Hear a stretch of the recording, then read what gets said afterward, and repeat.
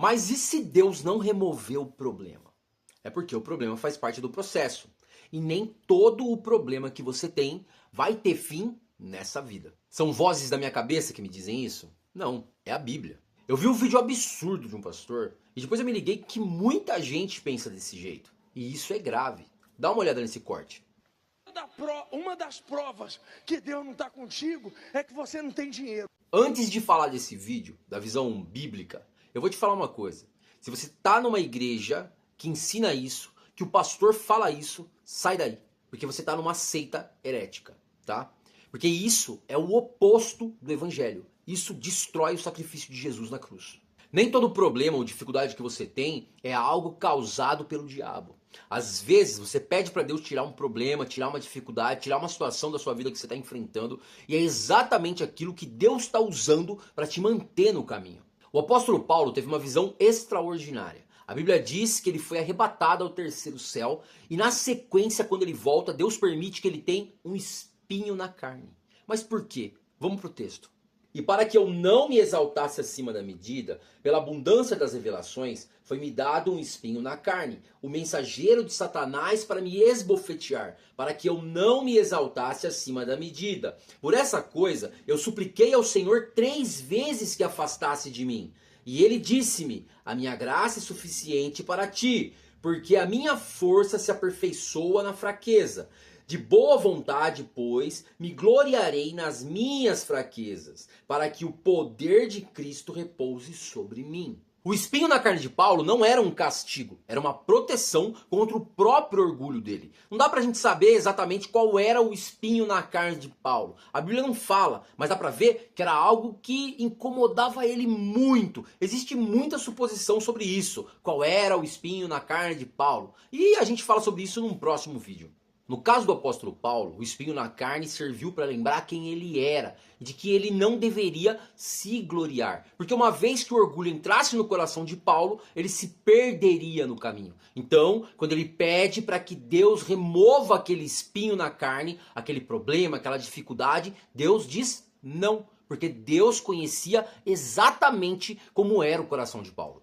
Às vezes, irmão, aquilo que você quer que Deus traga ou tire da sua vida é exatamente aquilo que está te mantendo no caminho, na dependência, na humildade, de joelho, porque Deus também conhece o seu coração. Às vezes, por causa de um carro novo, pouca coisa, você se transforma num poço de arrogância, irmão. E Deus sabe. Deus nunca vai te dar uma coisa que você quer sabendo que aquilo vai te afastar dele.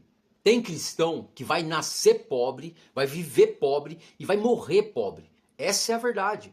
E tá tudo bem, porque depois daqui vem o reino. E lá é para sempre longe da miséria. Se você é cristão, você já sabe, né? Porque é com você que eu tô falando. Aqui é o comecinho de uma linha bem longa. O problema é que hoje muitas igrejas pregam o evangelho de Satanás, porque vivemos assim. Se tenho prosperidade, então Deus está comigo, glória. Mas se eu tenho problema, alguma coisa de errado tem com a minha vida espiritual. E isso não é evangelho de Cristo. Jó era um homem justo e mesmo assim perdeu tudo, no momento que estava bem com Deus. José do Egito foi vendido como escravo, mesmo tendo uma promessa. Davi, o ungido, o segundo coração de Deus, foi perseguido durante um grande período da sua vida. Aí você vai falar para mim, mas depois todos eles foram prósperos. Sim, foram prósperos, porque Deus conhecia exatamente como era o coração deles e sabia que a prosperidade não ia afastar eles de Deus. Você está começando a entender o caminho? Agora olha para o Novo Testamento, a graça, a nova aliança. Nós vivemos na nova aliança.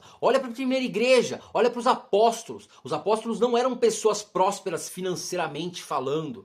E ainda por cima, no final da vida, morreram todos martirizados. Com exceção de João, que morreu exilado na ilha de Patmos. Agora pega o pastor do começo do vídeo e pede para ele falar que o jeito que os apóstolos viviam era a falta de Deus. Você está entendendo, irmão? É só você pegar e somar 1 mais 1, 2. O próprio Jesus foi o nosso maior exemplo. Mesmo sendo filho de Deus, viveu aqui, foi crucificado e reina depois da morte. Riqueza e saúde não são termômetros espirituais, porque tem um monte de gente rica e com saúde, estabelecido na vida e frio espiritualmente. E eu não estou dizendo que você tem que ser pobre. A Bíblia não ensina isso de forma nenhuma. Como, por exemplo, o ideal de pobreza franciscano, que diz que quanto mais pobre você é, mais perto de Deus você está. Isso é mentira. Isso é doutrina de Satanás. Existem muitos ricos, piedosos, que estão perto de Deus. E existe um monte de pobre,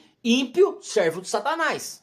A grande questão sobre isso é que cada pessoa é uma pessoa e que Deus conhece o coração de todos. Se você é crente, cristão e sabe o mínimo de evangelho, você também sabe que o reino que ele promete é o reino que há de vir.